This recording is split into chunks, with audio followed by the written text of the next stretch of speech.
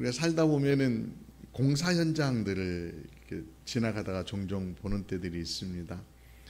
우리 지금 그 상가 안에도 1층에 지금 편의점이 새롭게 들어온다고 그래서 슈퍼와 저쪽 뒤에 예전에 있었던 그 식당이 공사를 지금 하고 있습니다. 지난주에 이어서 일주일 내내 지금 공사하는데요.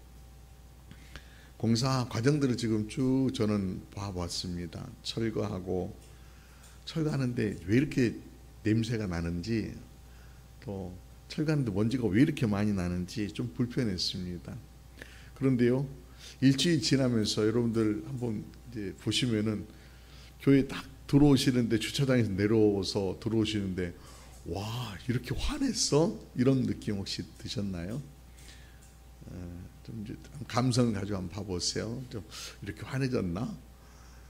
이제 공간이 슈퍼짜리에 편의점 들어오고, 이제 다음 주 정도 되면은 저희가 더 환하게 밝아질 것 같습니다. 뭔가 공사를 한다라고 하는 것은 낡은 것을 또 새로운 옷을 입힌다라고 하는 건 어떤 기대가 있잖아요. 좀 좋아질 것이다라고 하는 그런 기대, 새로워질 것이다라고 하는 그런 기대가 있습니다. 그래서 지금 현재 공사는 불편함을 감수할 수 있는 거예요.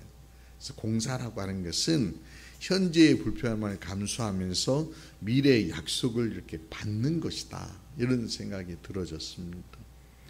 저는 오늘 그 공사 중이라고 하는 팻말들을 우리 마음에 좀 붙여보면 어떨까라고 하는 제안을 먼저 드리면서 말씀을 좀 나누고 싶습니다. 공사 중, 여러분들의 마음은 지금 완성되었나요? 완벽하십니까? 아니면 공사하기 귀찮아서 그냥 한쪽에다 그냥 팽개쳐 놓고 여전히 그냥 놓고 계시나요? 오늘 여러분들이 오늘 예배 드리면서 공사 중이라고 하는 팻말들을 마음속에 먼저 붙여놓고 말씀을 함께 나눠보십시다. 겉으로는 굉장히 평온해 보이고 문제 없어 보이는 일상을 보내고 있지만은 우리 내면 안에는 여전히 누구에게 보여줄 수 없는, 좀 공사해야 되는 어떤 그런 영역들이 있잖아요. 그래서 제가 여러분들이 강제적으로 지금 마음 명찰에다가 공사 중이라고 딱 한번 붙여보고 싶은 거예요. 이런 공사 중이다라고 하는 팻말을 붙이고 나서 한번 영적인 한번 실험들을 한번 시작해 보자라고 하는 겁니다. 오늘 제가 설교의 제목을 마음밭 공사 중 이렇게 제목을 붙여보았는데, 우리 모두에게는 이런 공사가 필요하다, 마음밭 공사가 필요하다라고 하는 겁니다. 오늘 본문인 마가복음 4장 말씀도 보면 하나님께서요 주시는 그 말씀들이 우리 마음밭에 뿌려졌을 적에 어떤 결과가 나오는지에 대해서 예수님께서 씨 뿌린 자의 비유를 들어서 지금 말씀하시는 내용이에요. 근데 이 비유를 저는 마음밭 공사 설계도로 좀 삼고, 또 저는 몇 단계를 거쳐서 한 3단계 정도를 거쳐서 우리들 마음밭을 좀 이렇게 공사해 보면 좋겠다라고 하는 그런 생각에서 먼저 여러분들 마음에다가 마음밭 공사 중입니다, 이렇게 팻말을 걸어놓고 오늘 말씀들 한번 나눠보십시다. 여러분, 뭔가를 공사하려고 하면은요 몇 가지의 단계들이 있습니다. 첫 번째 단계는 뭐냐면은 진단입니다. 진단이 필요합니다. 건물을 짓기 전에 가장 먼저 하는 일은 현장 답사를 하고요, 지질을 조사합니다. 이 땅이 얼마나 단단한 땅인지, 안반은 없는지, 또 물 빠지면 잘 되어지는지, 혹은 뭐 물길이 혹시 저 지하에가 있는 건 아닌지, 뭐 이런 것들 조사에 따라서 설계와 공법들이 달라질 수 있다라고 합니다. 마찬가지로 우리의 어떤 영적인 공사를 시작하기 전에 가장 먼저 필요한 것은 진단입니다. 근데 진단을요 엉터리로 하면은 어떻게 될까요? 아무리 잘 해놓았도요 건물을 짓다가 폭삭 무너져 버릴 수도 있고요, 나중에 하자가 많이 발생할 수 있습니다. 진단을 하되 정직한 진단이 필요합니다. 정직한 진단. 오늘 진단을 위해서 오늘 예수님께서 4가지의 밭 종류들을 이렇게 제시를 하고 있습니다. 이건요 네 가지 유형이라고 하는 거예요. 사람에게는 마음밭에 네 가지 유형이 있는데 또 네 가지 유형에 따라서 구분하는 기준도 예수님께서 아주 친절하게 잘 설명을 해주시고 계십니다. 자, 먼저 여러분들 공사 팻말을 붙이셨으니까 나를 한번 진단해 보십시다. 나는 어떤 유형인지 여러분들이 한번 스스로 진단해 보시길 바랍니다. 네 가지 유형이 있다라고 말씀드렸습니다. 첫 번째는 길가밭입니다.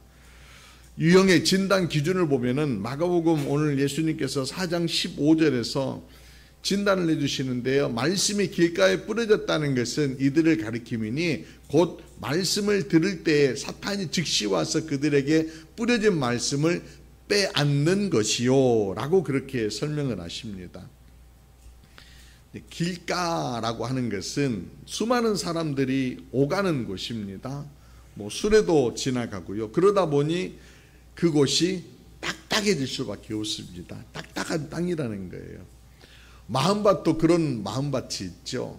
수많은 일들이 막 지나가고 수많은 사람들의 이야기들이 그냥 스쳐 지나가면서 내 마음이요 그냥 딱딱해지는 그런 마음밭이 될 수 있다는 겁니다. 굳어진 땅. 근데 굳어진 땅에 뿌려진 씨앗은요 뿌리를 내리지 못하고 표면에 그대로 노출이 됩니다.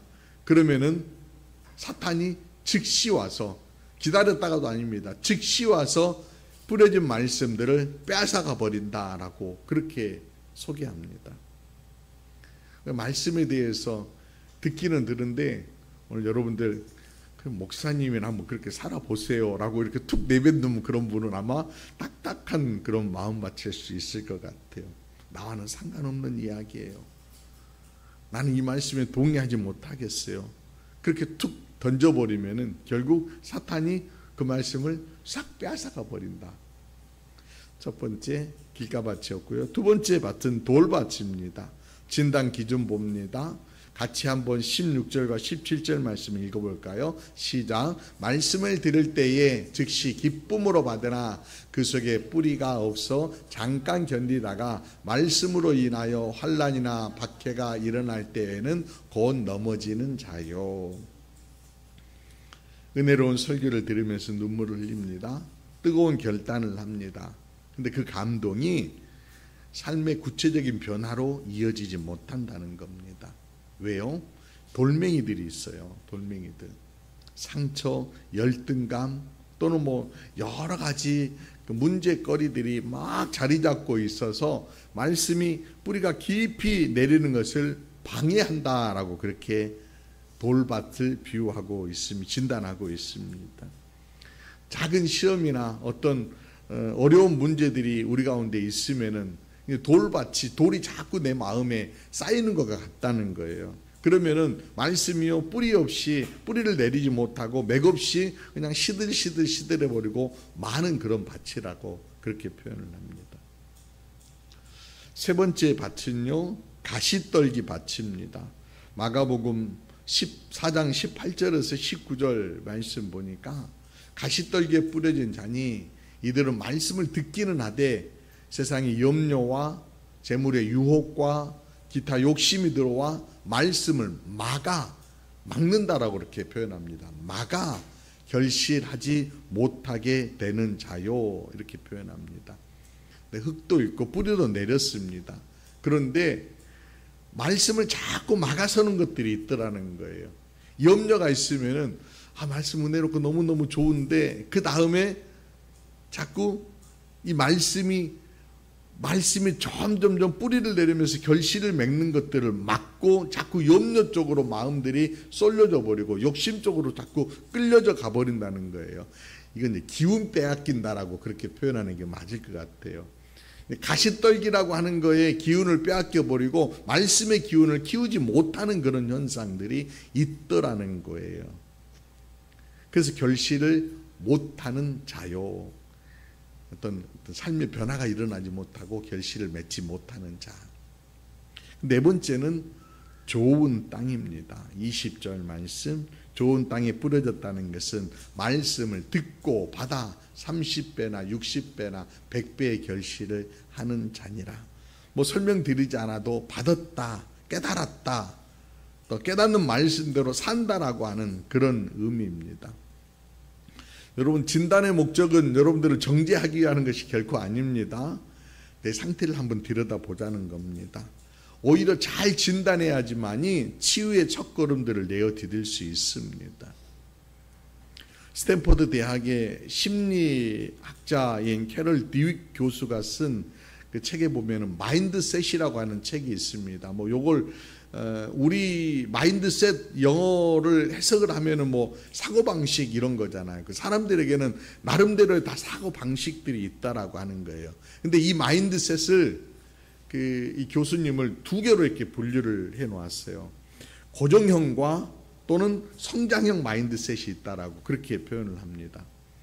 고정형 마인드셋이라고 하는 것은, 고정형 사고방식이라고 하는 것은 자기의 어떤 사고가 딱딱딱해도 고정되어 있어요. 내 능력은 딱 고정되어 있어. 나는 변하지 않아. 이거에 딱 뭉쳐져 있다는 거예요. 그런 사람과 자신의 노력에 따라서, 능력에 따라서, 잠재력에 따라서 얼마든지 성장할 수 있다라고 하는 성장 사고 방식이 있다라고 이렇게 표현을 합니다. 근데 고정형 사람들은 그 현상들을 보면은요, 도전하지 않아요. 그냥 그 자리에만 머무르고요. 또 누군가가 이렇게 비판하면은 쉽게 좌절해 버리고 자꾸 펜스를 치는 그런 사람들이 고정형 마인드셋이라고 그러고요. 성장형 마인드셋은 뭐 실패해도 이건 실패는 배움의 길이야. 끊임없이 나는 발전할 수 있어. 굉장히 긍정적인 어떤 마인드를 가지고 있다는 거예요. 신앙도 역시 마찬가지입니다. 여러분, 진단을 했다라고 하는 것은 상태를 안다라고 하는 것인데, 내가 고정형이냐 성장형이냐에 따라서 변화를 좀 더 이렇게 꾀하면서 자라갈 수도 있고, 아니면 그 자리에 계속 머무르면서 퇴보할 수 있다라고 하는 거예요. 여러분, 어떤 형이 되기를 원하십니까? 저는 여러분 모두가요, 성장형이었으면 좋겠어요. 그건 제 얘기가 아니라 주님이 기대하시는 게 바로 그 마음이에요. 주님은 우리가 그리스도의 장성한 분량에까지 온전하게 자라가는 것을 기대하고 계셔요.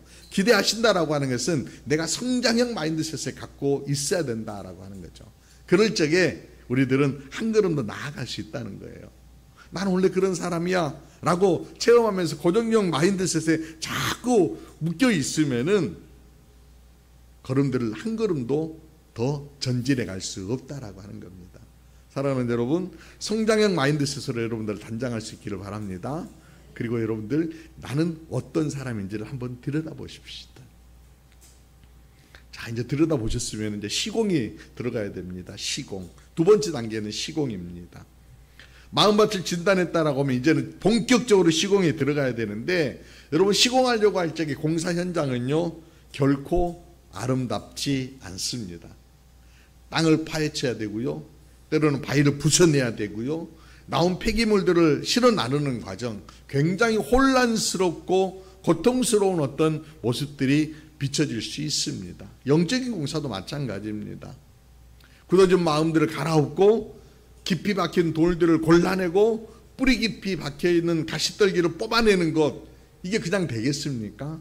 수고와 아픔이 따라올 것입니다. 그럼에도 불구하고 그리 해야 됩니다. 에레미야 4장 3절 말씀, 에레미야 선지자가요, 이스라엘 백성들을 향해서 이렇게 외칩니다. 나 여호와가 유다와 예루살렘 사람에게 이와 같이 이르노라. 너희 묵은 땅을 갈고 가시던 뿔에 파종하지 말라. 땅은 갈아놨는데 가시던 뿔 속에다가 또 파종하면은 어리석은 것이 된다라고 그렇게 얘기하고요. 또 히브리서 기자는 12장 1절에 보면은 이런 말씀합니다. 모든 무거운 것과 얽매이기 쉬운 죄를 벗어버리고 인노로서 우리 앞에 당한 경주를 하며 이렇게 권합니다. 그러니까 무거운 것, 마음속에 돌멩이든지 얽매이기 쉬운 죄, 가시떨기와 같은 것들을 다 걷어내는 그런 것이 공사의 핵심입니다. 시공의 핵심이다라고 하는 거예요. 자, 이제 구체적으로 무엇을 해야 될까요? 여러분들 마음이 물론 좋은 밭인 분들도 계실 거예요. 근데 제가 보니까 좋은 밭은 안 계신 것 같아요. 죄송합니다. 100% 좋은 밭은 없어요. 여러분 다 나는 좋은 밭이다라고 생각하실 수 있겠지만은 한 구덩이가 돌멩이가 있고요, 저쪽에 잡초가 있고요, 또 어느 날 어제 저녁에 와서 마귀가 이쪽에다가 또 씨 뿌리고 갔어요. 그래서 우리는 좋은 밭을 꿈꾸지만은 온전하게 좋은 밭을 이루는 분들은 죄송합니다. 저를 포함해서 좋은 밭은 완성되지 않았습니다. 여전히 우리는 굳은 밭이고요, 딱딱한 돌밭이 있고요, 또 가시덤불이 계속 있는 그런 밭이라는 거예요. 그래서 공사가 필요해요. 자, 공사는요, 돌밭에서는 뭘 골라내야 되겠어요? 돌을 골라내는 작업들이 필요한 거고요, 가시떨기에서는 가시떨기를 뽑아내는 것들이 필요하다는 거예요. 돌을 골라낸다라고 하는 것은 내 안에 여전히 용서하지 못하는 어떤 그 마음들, 또 열등감들, 또는 어떤 분노들, 이런 것들이 자꾸 내 안에 있을 수 있다는 거예요. 이걸 골라내야 돼요. 드러내야 돼요. 또 가시떨기를 얘기할 때 염려와 욕심이다라고 하는 그런 표현을 예수님이 쓰셨는데, 그렇습니다. 염려, 유혹, 욕심, 이런 것들이 끊임없이 우리 가운데 오고 있다는 거예요. 이거 뽑아내야 된다는 거죠. 이걸 뽑아내야지만이 그 다음번에 거기에 새로운 것들이 뿌려졌을 적에, 씨앗이 뿌려졌을 적에 열매들을 맺어갈 수 있다라고 하는 거예요. 그런데 이 뽑아내려고 하면은 단계가 뭐입니까? 내가 뭐인지를 알아야 돼. 내 밭이 뭐인지를, 내 밭에 지금 뭐가 있는지를 보아야 되잖아요. 드러냄이 중요하다는 거예요. 근데 우리가 참 드러내는 것들을 잘 못해요. 저는 이런 생각해 봤습니다. 여러분, 감춘다라고 감춰집니까? 여러분들이 많이 감추고 꼭꼭 숨겨놓는다고 해서 하나님 앞에서 여러분 감출 수 있는 마음 있나요? 하나님 앞에 감출 수 있는 마음은 없습니다. 또 세상 사람들에게요, 또 형제들에게, 또 옆에 있는 지체들에게 내 마음을 감춘다라고 막 감추는데, 그 마음이 나는 감췄다라고 감춰지지만은 상대는 다 알고 있어요. 저의 약함을 여러분 다 아시잖아요. 제가 막 감춘다고 감춰봐야 여러분 다 아시잖아요. 여러분들 감춘다고 막 감춰봐야 제가 딱 보면은 여기서부터 저기까지 쭉 한번 훑어보면은 무슨 문제 성격 누구도 다 알아요. 근데 나는 감춘다고 자꾸 감추더라는 거예요. 감춘다라고 하는 것은 인정하지 않는다라고 하는 거예요. 그런데 가장 중요한 것은, 출발의 가장 중요한 것은 내가 인정하는 거예요. 주님 앞에 내가 인정하는 거. 주님, 내 마음발에 지금 돌멩이 하나가 있습니다. 이 돌멩이는 미운 누구, 내 안에 지금 어떤 욕망이 있습니다. 끓어오르는 욕심이 막 있습니다. 누구에게도 감춰놨던 것인데 이걸 이제 드러내는 거예요. 드러내야지만이 치유의 회복의 역사들이 나타난다는 겁니다. 이런 책 하나를 보았습니다. 몸은 기억한다. 의학 박사였던 베셀 반 데오 콜크라고 하는 분이 쓰신 책인데, 이 책에 보면은 트라우마라고 하는 거 있잖아요. 여러분들 어떤 고통스러운 어떤 일들을 경험하게 되면은 사람이 트라우마가 생긴다라고 하는데, 이게요, 뇌와 몸에 기억이 돼서 저장이 된다는 거예요. 근데 이걸 회복해 내려고 하면은, 치유해 내려고 하면은 과정이 있는데, 이거 극복하는 과정은요, 단순하게 이거 잊어버려 그냥 사실을 내려버려 라고 해가지고 결코 잊어지지 않는다는 거예요. 내 몸이 기억하고 있는 것들을, 저자는 이런 얘기를 합니다. 내 몸이 기억하고 있는 고통스러운 기억들을 끄집어내야 된다. 이게 마치 직면하게 만들어야 된다, 이런 표현을 씁니다. 직면해야지만이 어떤 재구성하는 것들을 할 수 있다는 거예요. 근데 자꾸 감춰놓으니까, 드러내지 않으니까 그 다음에 재구성이라고 하는 것들이 이루어지지 않는다는 거예요. 신앙도 여러분들, 내가 주님 앞에 섰을 적에 내가 죄인인 것을 인정하지 않으니까 은혜가 여러분 가운데 밀려오지 않는 거예요. 그러나 내가 죄인이다라고 해서 인정하고 그 죄 사함을 받았다라고 하는 것들을 여러분들 기억한다라고 하면은 나에게 부어진 은혜가 어마어마하다라고 감사할 수 있는 길들을 갈 수 있다는 거죠. 그런데 은혜가 은혜로 되지 않는 것은 내가 죄인이다라고 하는 것을 인정하지 않기 때문에 은혜의 크기들이 작을 수밖에 없는 거예요. 내가 잘못한 게 뭐 있는데요? 내가 받는 게 뭐 있는데요? 라고 이렇게 무시하게 되면은, 자꾸 감추게 되면은 하나님께 내게 부어주신 은혜가 작아질 수밖에 없다는 거예요. 돌멩이를 파냈고요, 가시떨기를 뽑아내기를 원한다라고 하면은 그 돌멩이가 뭐인지를 직면해야 되고요. 가시떨기가 뭐인지를 보아야 되고요. 그걸 드러내놓고 그 다음에 재구성하는 것들이 필요하다라고 합니다. 신앙도 마찬가지입니다. 그 과정이 아프겠지만은 그 아픔을 통과하는 과정이 있을 적에 좋은 땅을 만들어낼 수 있는 것입니다. 사랑하는 여러분, 사람 앞에서는 못할지라도 하나님 앞에서는 나를 드러내놓는 여러분 될 수 있기를 원합니다. 그리고 나서 마지막 세 번째 단계입니다. 소망하기입니다. 시고까지 완벽하게 되면 참 좋겠지만은 여러분, 제가 조금 전에 말씀드렸듯이 여전히 우리는 살다 보면은 또 가시떨기가 날아오고요, 염려의 씨앗들이 날아와서 마귀들이 막 뿌려놔가지고 우리 가운데 염려의 씨앗을 품을 수밖에 없는 연약함이 있습니다. 난 받지 않겠다라고, 난 이런 염려 필요 없다라고 거절해도요, 마귀는요 뿌려놓고 휙 날아가 버립니다. 내가 그 염려의 씨앗들을 계속해서 뽑아내지 않는 한 염려의 씨앗들은 계속해서 내 안에 존재하게 되는 겁니다. 우리가 완벽에 이르기 위해서 어찌 보면은 이런 과정들은 지속해서 가야 되는 거 아닌가라고 하는 생각 들어집니다. 아마 이 땅 사는 날들 동안 우리들이 계속해서 공사하는 그런 인생이지 않을까 싶습니다. 바울이 그런 얘기했잖아요. 내가 온전히 이루었다 하는 것이 아니라 그리스도를 향하여서, 그 표대를 향하여서 날마다 달려가노라라고 그렇게 고백하잖아요. 아마 이 과정 우리는 넘어지고 또 다시 돌멩이 생기고 가시 떨기들이 자라나는 것들을 만나게 될 것입니다. 그러면 소망 없는 것인가요? 아닙니다. 진짜 소망은 여기에 있습니다. 뭐냐면요, 우리가 반드시 기억해야 될 것, 씨 뿌리는 농부의 비유에서 하나님 마음을 한번 들여다보십시다. 농부이신 하나님께서 길가밭과 돌밭과 가시떨기의 밭이라고 그래서 씨 뿌리기를 중단하지 않으셨다라고 하는 것을 여러분 발견하셔야 됩니다. 이건 주님께서 포기하지 않으셨다라고 하는 거예요. 모든 땅에 차별 없이 아낌없이 생명의 씨앗을 뿌리고 계신다라고 하는 거예요.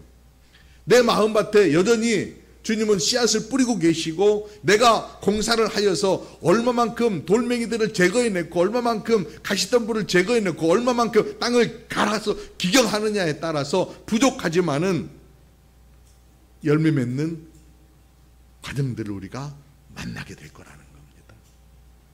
아직은 부족합니다. 아직은 불완전합니다. 그러나 하나님도 포기하지 않으시고 지금도 일하고 계신다라고 하는 확실한 증거들을 저와 여러분들이 새길 수 있었으면 좋겠습니다. 바로 이게 소망인 것입니다. 그리고 우리의 마음밭을 총감독이신 예수 그리스도께, 성령님께 내어드리고 최고의 전문가이신 분에게 감독을 맡겨드리는 겁니다. 다행스러운 것은요, 우리 예수님이 목수 출신이세요. 목수 출신이시니까 얼마나 일머리를 잘 하시겠어요. 우리들을 세워가시려고 하실 적에 얼마나 멋진 작품으로 세워가시기를 원하실까요? 우리의 뒤틀린 마음, 거친 상처, 옹이 박힌 고집, 누구보다도 잘 하십니다. 그 잘 하시는 주님께서 가장 완벽한 솜씨로 우리들을 다듬어 가실 줄로 믿습니다. 내가 감추지 아니하고, 주님 제 마음 이렇습니다. 굳어 있고 상처 있고 염려로 가득합니다. 제 힘으로는 어쩔 수 없습니다. 주님이 친히 이 공사를 맡아 주십시오라고 의뢰할 때에 주님께서 감독이 되어 주실 줄로 믿습니다. 이게 바로 신앙인 거예요. 그리고 나서 오늘 본문 우리가 읽지는 않았는데 4장 20절 말씀, 좋은 땅 표현처럼 좋은 땅에 뿌렸다는 것은 그 말씀을 듣고 받아 30배, 60배, 100배 결실을 하는 자니라. 여기에서요, 좋은 땅이라고 하는 것이 완전히 완성된 그런 땅으로 저는 보여지지 않습니다. 그걸 단순히 땅의 한 귀퉁이지만은 듣고 받았다라고 하는 거에 포커스가 있는 것 같아요. 그럴 때에 결실한다라고 하는 것들을 설명을 하고 있는 거예요. 결실하는 과정 가운데 주님이 그대로 두시겠습니까? 여러분, 식물이 자라려고 하면 반드시 필요한 게 영양분과 수분이잖아요. 저는 여러분들 말씀을 받았으면은 이제 그 말씀들을 잘 키워내는, 잘 자랄 수 있도록 영양분 공급받는 것들을 노력했으면 참 좋겠습니다. 이스라엘에 가보면은요, 이게 허허벌판 광야가 녹지로 이렇게 바꾸어내는 어떤 첨단 기술이 숨겨져 있다라고 합니다. 우리나라에도 요즘 들어와서 이렇게 농법 가운데에 점적 관수법이라고 하는 것이 있어요. 여러분들 이건 보셨을 거예요. 저는 식물이 있으면 식물 옆에다가 이렇게 호수를 이렇게 연결을 해가지고 적절한 타이밍 되면은요, 물이 적절하게 정확하게 뿌리에 뽁뽁뽁 떨어지게 만드는 저 농법이 있어요. 농사를 안 지어봐서 우리는 잘 모를 수 있겠지만 여러분 그림으로 보시면은 저런 것들 혹시 가다가 요즘 보면은 밭에 가요, 호수가 쫙 깔려져 있는데 사람은 없는데요, 물이 뽕뽕뽕 시간 되면은 나옵니다. 타이머 딱 만들어 놓고 요즘 다 스마트 농법 그렇게 합니다. 이게 점적 관수법이라고 하는 거예요. 특별히 물이 부족한 사막지대에 식물이 필요한 만큼 물을 이렇게 공급해서 이스라엘 땅에 가보면은, 그래서 이스라엘이 우거진 숲, 그리고 뭐 올리브 이런 나무들을 이렇게 재배할 수 있었다라고 합니다. 신앙도 마찬가지인 것 같아요. 우리들이요, 이제 말씀의 씨앗이 이제 뿌려졌어요. 그렇다라고 하면은 성령의 은혜라고 하는, 성령의 은혜가 생명수처럼 시와 때를 따라서 우리의 삶 가운데 뿌려질 때에 상상할 수 없는 생명의 열매들을 이제 맺어내게 될 것입니다. 우리의 역할은 뭐입니까? 점적 관수 호수를 통하여서 흘러 들어오는 양분과 생명수들을 여러분 마음껏 받아들이는 겁니다. 성령의 은혜를 받아들인다라고 하는 거예요. 그럴 적에 여러분들이 이제 공사되었던, 또 그 공사장에 뿌려졌던 씨앗이 점점점 자라서 열매 맺는 그런 놀라운 역사들을 보게 될 것입니다. 사랑하는 여러분, 공사장 팻말 여전히 붙이고 계시죠? 아마 살아내는 날들 동안 우리는 여전히 공사 중입니다라고 하는 팻말을 붙이고 살아내야 할 것입니다. 혹시 부족함이 있어서 계속 공사를 해야 된다라고 하면은 내 마음 가운데 있는 형태들을 살펴보시길 바랍니다. 지질 조사를 하시고요. 이제는 시공하십시다. 단단한 마음 갈아엎으시고 돌멩이 골라내시고 가시떨기 뽑아내십시다. 그리고 날마다 부어주시는 하나님 말씀들을 내 가운데에 담아내시고 수용하시고 점적 관수법에 따라서 부어주시는 은혜를 여러분들을 잘 공급받는다라고 하면은 지금 보이지 않아도 마침내 풍성한 열매를 맺는 그런 삶을 살아내실 줄 믿습니다. 한 주간도 그런 열매가 여러분들의 삶 가운데 보여지시고 또 그 열매를 누리시는 한 주간 되시기를 주님의 이름으로 축원합니다. 기도드리시겠습니다.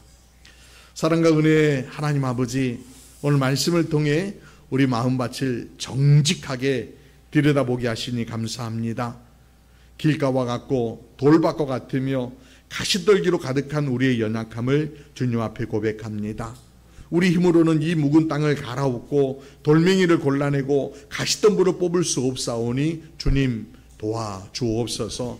성령으로 임하셔서 굳은 마음을 제하여 주시고 부드러운 새 마음 허락하여 주옵소서. 내려주신 이제 말씀을 받고 이제 하늘의 은혜를 따라 공급받기를 원합니다. 나를 나보다 더 잘 아시는 주님께서 가장 적절한 것을 공급하여 주심으로 씨앗이 색을 내고 열매가 차오르는 은혜를 누리게 하옵소서. 우리의 삶의 모든 공사 현장을 주님께 내어드립니다. 친히 총감독이 되어주셔서 주님의 뜻대로 우리를 빚어가시고 마침내 우리의 삶을 통하여 사랑과 희락과 화평의 풍성한 열매가 맺히는 것을 보게 하여 주옵소서.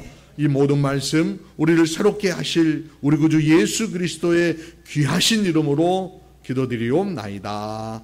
아멘. 아멘.